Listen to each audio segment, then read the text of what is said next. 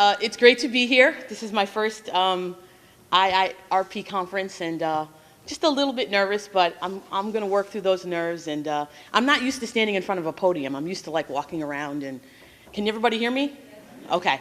So I'll just use the podium as my protective shield right now, unnecessarily. But I like to walk around. It gets the nerves out. But so I'm sure you all have. Everybody has their book. My assistant director and I, Christina Olstad, wrote an article for the book, a brand new article, and I don't know what page it's on, but please, if you have an opportunity and care, take a look at it. I think it would be really helpful in helping you understand kind of our process and what we've done at the University of Vermont. So I have a little bone to pick with Ted. I said, Ted, I called him, I emailed him, I said, Ted, should I do a PowerPoint for this thing? He's like, no, just stand up and tell stories. So I was like, oh, okay. So, I came yesterday and I was like, you know what, I'm not feeling good, just about winging it, so I'm gonna make a PowerPoint. So then I get here this morning and I see his PowerPoint and I'm like, really? Really? That's a setup. So after this, plenary, I'm gonna go outside and beat up Ted. But I'm going to tell him how I'm feeling while I do it, so that's restorative. So just a little bit about me, so you have some context, because I think that's always important in these conversations. So again, my name is Stacey Miller. I've been in residential life for 20 years of my life, basically my entire professional career. Graduated from college. Well, actually, I was in res life before I graduated from college, and then kept going through. And so, the summary of that is help, please. I need a new job. If anybody's looking for someone who can work remotely, I can do that. Not kidding. I keep getting older, and the students keep staying the same age, and so I'm like old woman Quigley, get off my lawn. I yell at the kids all the time, and it's very bad. So anyway, I do love my job most days. This is kind of the positions I've held in residential life and housing. And obviously this is from a U.S. model, a U.S. perspective. I know that positions and the names of positions look different across the world. But I was a resident assistant or a resident advisor, or I think in Canada you call them DONs. Community aid, community assistant, any of those terms is pretty much the same. It's a student position. I lived on a floor with students and kind of, supervised them and managed our community. I was also an office manager, very administrative position in housing. I was a residence director, which is more like an entry-level position in housing here, again, in the United States. I was a director of apartments, which was a really interesting community. It was very international. It's mostly graduate students. And now I'm currently the director of residential life, which is considered a kind of a senior level position on university and college campuses. And the two institutions that I've worked at in my time have been Stony Brook University, or what's otherwise known as SUNY Stony Brook in New York, and that's actually where I also grew up. So that was a really interesting transition to move five minutes away from my parents, but never go home. So I was there for 12 years as both a student and a professional staff member, and now I'm at the University of Vermont, and I've been there for about 10 years now, almost 10 years. So that's kind of a little bit about me, just to help, again, give you some context.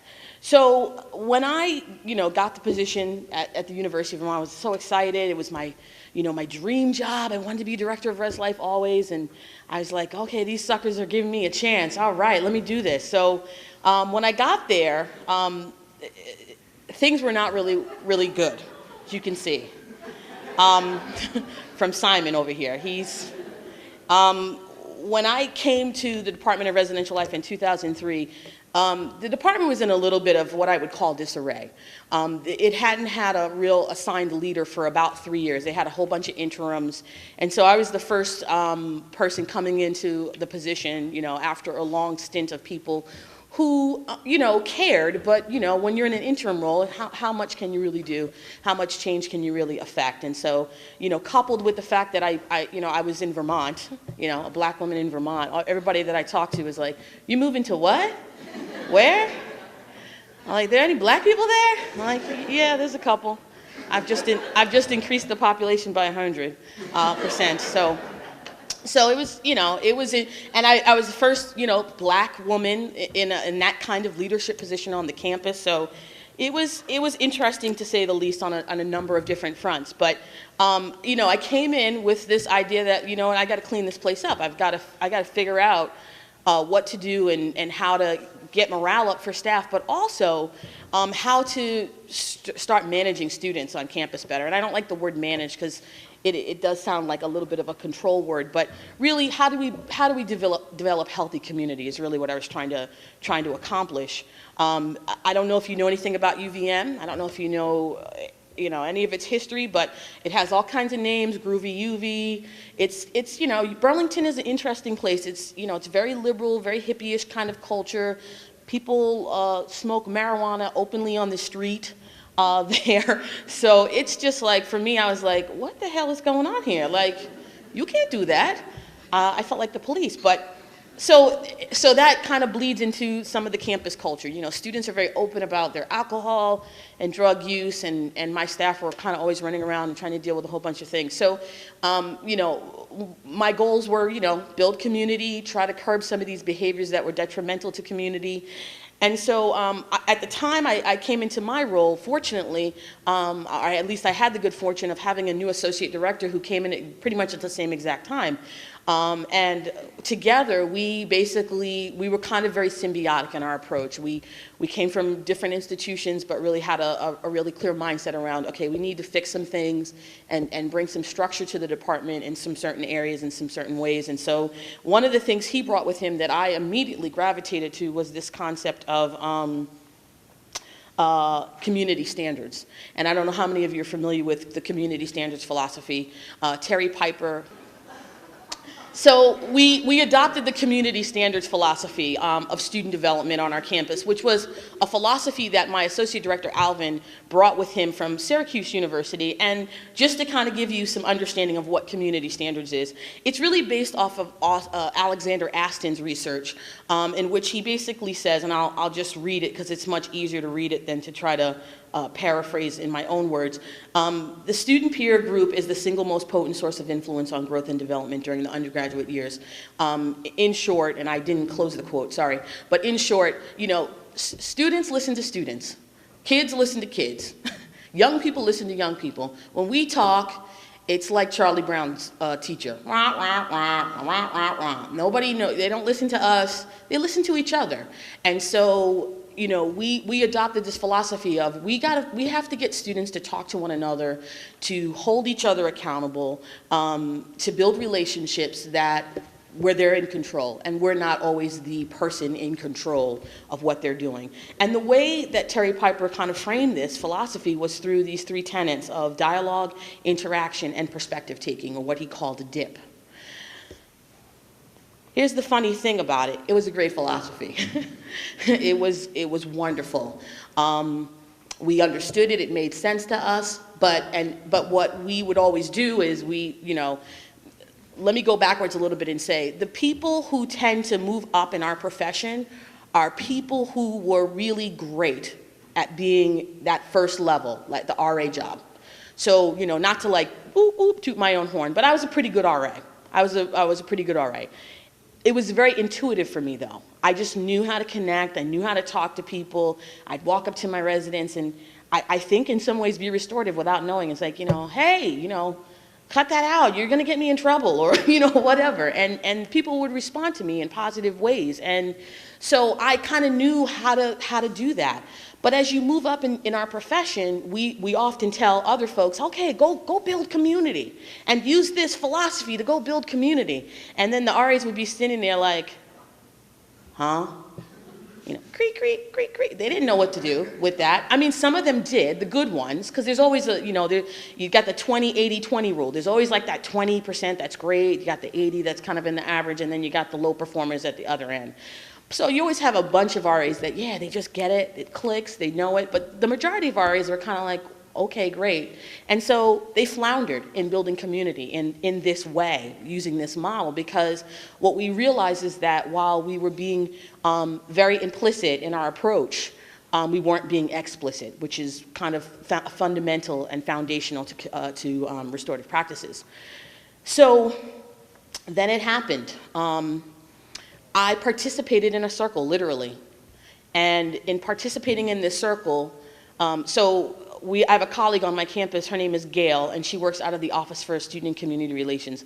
And Gail is like one of these wonderful people who walks the earth. She's like really like up here and like everybody needs to live together in harmony, and she's been touting and talking about restorative practices and justice forever, and it's like, yeah, whatever, Gail, yeah, keep walking, and you don't. And then she brought this person into our community who ran a circle, and for me it was like literally a light bulb. It clicked for me. I was like, oh, this is what you've been talking about, Gail. This is what you. Because in that one circle, I did it with my colleagues. It was about 10 of us in that circle. I learned more about my colleagues in that one circle than I had learned about them in like 8 years of working with them. Like we shared things that we never shared before. And I was like, oh, we could use this. This is the connection to community. This is the tool. This is the thing. So I got really excited. And of course, Gail, she's like, oh, we're going to make everything beautiful in the earth, in the world. She was like, I'm going to direct you to Steve Core. So I was like, yeah, I'll get to it because we're all busy, and then this guy, he calls me out of the blue, and next thing you know, we're on the phone for 2 hours or something like that. I don't even remember. Then this guy calls me, we're on the phone for another hour, and next thing you know, I'm hot and heavy into restorative practices. We want to come to your campus, we want to blah, blah, blah, Ted, he's like,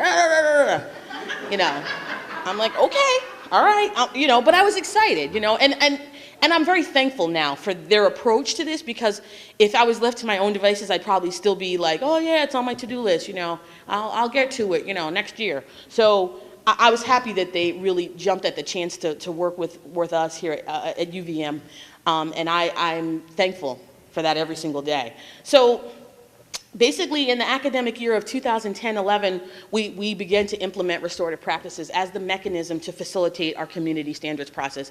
And we've moved away from even kind of using community standards. We really say we're a restorative department. We use restorative practices. Community standards is still a part of that. It's the meetings that we have that we basically, students literally set their standards for the year, but this is really our philosophy now. This is the way we build community.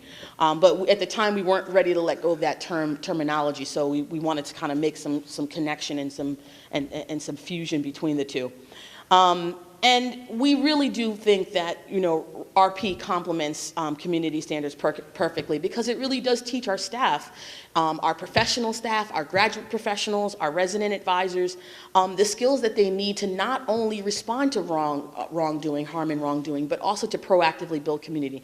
That was the key. That was critical for us. It's like, how do we get people to just talk and engage from the very, very beginning, to get to know each other, so that when things happen, they can kind of leverage that social capital, or what I like to call relationship capital, in order to move forward in the community. Things happen in the rest halls all the time, and what often happens is that people who, especially when things are egregious, the people that commit those wrongdoings within the community would become kind of social pariah to the community.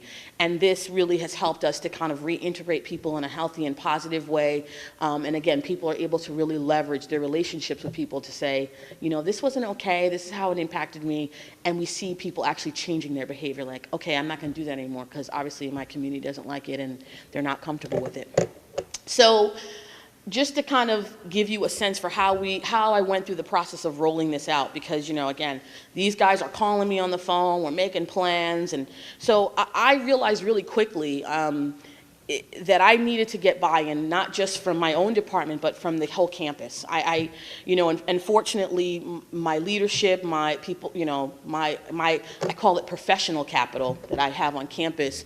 I really basically opened myself up to the campus and said, hey, ResLife is doing something really different. We're going to kind of shift gears a little bit. And so what I did was I did an introduction to RP with key campus stakeholders, and that included internal Res Life folks, my staff, of course, divisional colleagues, and that was folks from the living residential learning communities, and that's the academic side of the house that resides within the Res Halls. The Center for Student Ethics and Standards, that's our student conduct or our judicial affairs office. The Office of Student and Community Relations, of course, because Gail was so fundamental in me even understanding what RP was and how to bring it to campus. So naturally, we wanted to include her in that process. We have our student life folks. We saw some applicability there and the potential for them to use it. So I invited them. Academic support programs, Center for Health and Well-Being, specifically our health promotions and counseling offices. Health promotions is the office that really works on trying to curb negative student behavior around drugs and alcohol. They do a lot of social norming campaigns, and of course the counseling center deals with students on a daily basis around different issues that they experience on campus, and so again we thought that they were an important group. And then of course the Dean of Students, that's the folks that really I report to.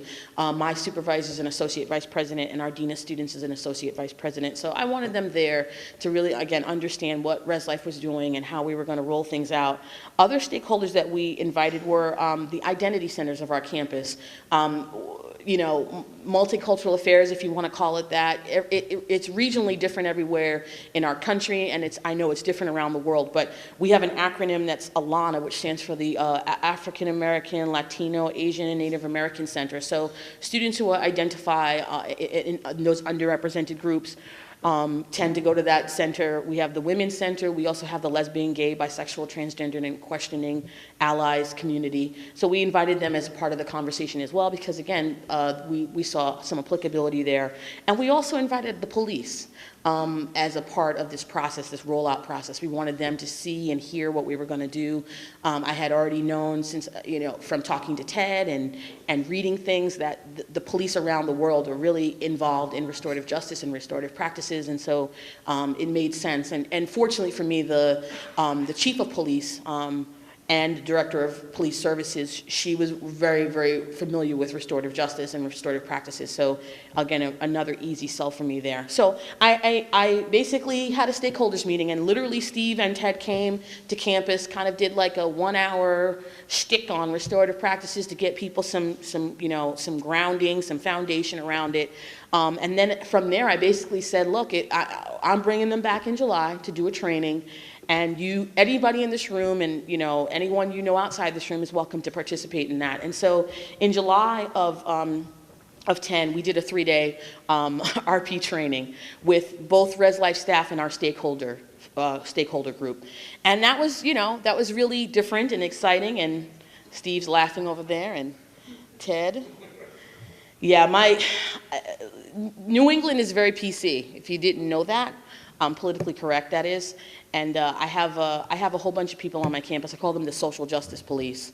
And they had their guns and badges out for the training, and they were giving Steve and Ted a hard time, and I had to smack them down during certain portions of the training.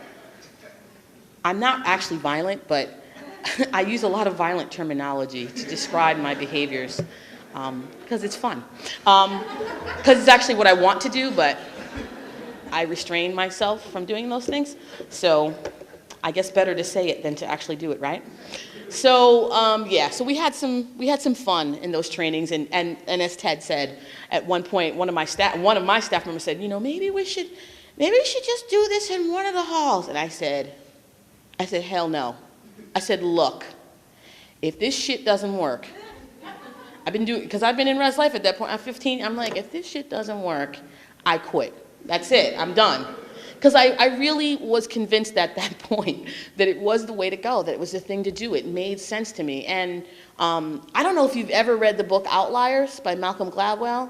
So, I think it's like 10,000 hours and you become like an expert or a master. Okay, I have like 30,000 hours of work in Res Life. So, compared to my, residence directors, like, we should try this in one. I was like, shut up, sit down. You've got 2,000 hours. I've got 30. Be quiet. So intuitively, I really did feel comfortable that this was the way to go. And so I said, no, we're gonna do this across the board. When you try to implement things in pieces, to me, it has more of a tendency to fail than succeed, because you need across the board buy-in. You need everybody involved. I'm a Giants fan. I'm sorry. I know I'm in Pennsylvania right now. I'm very scared, but I'm a Giants fan, and our motto last year was all in. Everybody has to be all in this process, and you can be all in because you really want to be all in, or you can be all in because I beat you in. It doesn't matter. You're all in. So that was kind of my approach and my stance around it. So we did our training in July, and that was great. It really grounded everybody in my department, as well as folks across campus, despite all the kind of training bumps we had that time. And then we did it with RAs. We did an RA training, so a lot of those same people came and participated in RA training again. And then in January of 11, we did a 2-day stakeholder makeup meeting for folks who wanted to go to the July meeting but couldn't. And so Steve came back and did a couple of days with us again. Then in August of 11, we did RA training. So instead of breaking it out, we did everybody at the RA training. So it was professional staff, grads, and resident advisors went to that training. And we found some problems with that, and I'll talk about that in a little bit. And then in January of 12, I'm calling it the whole implementation training. It was really like basically the drift training. Like, people are kind of slipping, people are not being restorative. How do we pull them back in and make sure that we're being as restorative as we want to be and as we need to be? And then this past May, Steve and Angela DeFelice came back to UVM and did the training of trainers. And so we now have 11 people on our campus who are trained, and we have internal capacity. And my staff are actually right now doing a 3-day restorative practices training for professional staff. So it's really exciting. I mean, it's been a long haul for the last 3 years, and we're not, in my mind, even close to where we want or need to be, but we're getting there. We're on our journey, and I really feel like we're a model for other campuses that are looking to do this and try to implement this. But it takes everybody. It takes a village. It takes everybody to participate in that process and to really make it happen. So this is some of the ways we use restorative practices in Res Life, and again, you can refer to the article for more kind of specific information. And we also learned a lot during the trainers. So that this old lady's being restorative with this young man. You could take care of Fufu. You could take Fufu out for a walk. That's what she said. So that was my picture there, trying to be funny. Didn't work. Okay. So we do obviously a lot of proactive community building. We get residents together. We do we do actually a first-year community circle for our first-year students who always arrive before our returning students. They come in on Friday, and so we spend the weekend with them, and we do a lot of circles with them, as well as other kinds of educational programming with them on our campus. And then the returners come back usually on Sunday, and then we have what we call the initial community circle. It's an integrative circle, so if a community is both first and returner, all together they'll meet. If it's all first year, they'll still meet, but that's where they basically set their community standards now. And we use different questions for that, and again, those are mentioned in the article that we wrote. And these circles happen all semester long. RAs, the first year that we implemented restorative practices, we put a lot of structure and a lot of framework on it, and Steve and Ted were like, I don't think this is a good idea. And I was like, shut up. I got 30,000 hours of experience in this. Don't worry about it. Okay, I was wrong. My 30,000 hours didn't pay off in that particular case. And the RAs really responded. They said, this is too rigid, it's too structured. Like, we need to control when we have circles and how we have circles and the questions that we ask during circles. And so we heard that loud and clear for the second year. And so literally the RAs hold those 2 first circles, and then it's up to them, and it's really up to their supervisors to make sure that they're holding additional circles throughout the semester, to challenge them and say, hey, something's going on your floor, you need to hold a circle. Or have you had another circle, to make sure that folks are, hanging out and getting to know each other. And again, RAs across the board do it differently. Some RAs hold circles and then they have an activity afterwards. They do jewelry making, or they do cooking, or they bake cookies or something to get people there, and they link it to something positive. And so we've got a lot of positive results from circles in terms of students feeling more connected and feeling like more empowered to deal with issues. So those are some of the positive ways. Of course, we've done a lot of responsive circles and, for incidents that have happened in the halls. We've had, we have ongoing disruptive behavior, which is totally normal in a residential environment. These students come to campus and they have no idea how to live in a community of, 3, 4, 5, in some cases in our campus, 600 people. So it's like, you got to learn. They got to learn how that looks. And so we always deal with disruptive behavior ongoing. We also had a suicide on our campus in the first year we implemented it, and we used circles to manage the emotions and the feelings that students were feeling, both in the residence hall that it occurred in, as well as across campus. And again, very, very good results. We also had an unexpected death last year. It was an accidental death. A student fell, hit his head, and didn't realize he had a hematoma, and he literally passed away in his sleep. And so that was very traumatic for students because it was accidental. And so it was just, and the student was a really prominent student leader on campus. And so again, we use circles to debrief, to help people share their feelings and emotions. We had an arson in the building, and we never found out who did it, but we used circles to talk about behavioral standards, and people shared their feelings. Why is this happening in our community? Who's doing, this is not okay, and the behavior stopped. And extensive and excessive building damage, vandalism, we have a lot of those things going on in the halls. That's everywhere across the country. And so we use circles again to talk about, is this how we want to live? Is this how we want to be in community with each other? And we tend to see a huge drop off of those kinds of behaviors once we have circles and people talk about the impact that behavior is having on themselves and their peer group. We use them for mediations in whether it's a room or a suite. We have a lot of email and Facebook communication across our campus, which is typical, and I should have put Twitter and texting. Unfortunately, we have this generation of folks is very conflict avoidant in the United States, and they often fight with each other on Facebook in the same space, or text each other, fight, and I long for the good old days when people would just punch each other in the head, but it is what it is. And because there's a real problem. The texting is kind of, it seems a little subversive sometimes. But in any case, we hold circles to talk about things people have said to each other in those mediums, and how we can better communicate with each other. And then, just in our daily interactions, we really do try to model the informal all the way to the formal in our day-to-day approach and our day-to-day interactions, not only with students, but with each other as professional staff. So the residential education team, that's the folks, that's the residence directors and the assistant residence directors and the RAs, that's how they start meetings, circles. They end meetings in circles. They're always doing circles. They're always talking in that way, and it's very helpful in terms of making sure that it's practiced daily. These are just some comments from RAs that I thought would be helpful for you all to see. Just to again, the power. I left some of the more negative ones out, and I don't want to sugarcoat the whole process. It has been, it's been a roller coaster ride. It has not been a perfect implementation by any stretch of the imagination. I'm hoping that people who are thinking about implementing this will call me so I can say, this is what we experienced, and this is something you maybe should avoid. But these are some of the more positive comments, again, from students. And this is from the first year implementation. So it says, I was forced to have 9 circles, because that year we did. We said, you need to have 9 circles, and each circle needs to have this topic. So, but even so, in this particular case with this RA, it seemed to be helpful to them. So they talked about the fact that I was forced to have these circles. It helped. It helped build community and get my community connected in a way that I don't think I would have been able to do without having circles. So I think that was really helpful. And these are pseudonyms, so these are not the actual names of the students. I'm just letting people read.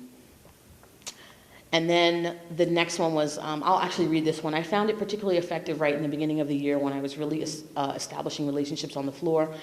And I think kind of the use of restorative practices enabled me to form a positive relationship with them, meaning her residents, and have them view RAs in a positive way, and have them view it more like an interpersonal relationship. And it kind of set the tone for the rest of the year and allowed for them to be really respectful of each other and kind of use restorative practices within their own relationships. So Again, that was from a senior resident advisor, meaning a returner to the position. So these are some of the lessons I learned, that we've learned at UVM around the implementation of restorative practices. And so the colors actually correspond to, not so good, maybe, and then the green was like, yay. So green, yay.